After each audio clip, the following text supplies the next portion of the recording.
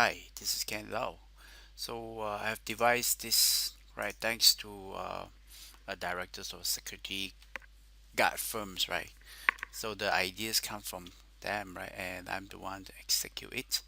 It's just going to consolidate from multiple files, right, into one and something like this.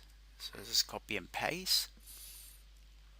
As you can see that it's now there, right? So let's assuming there's nothing here, right? So you have data, but then you want to know the hour rate. So it's from the guard data here, right? So the hour is right here, and you want to kind of look up this thing. So you can write it one by one.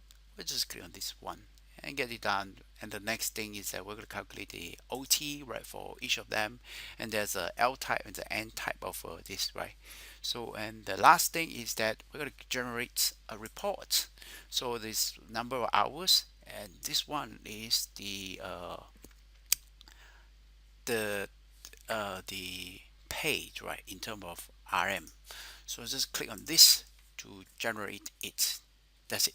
And thank you for watching. Thanks.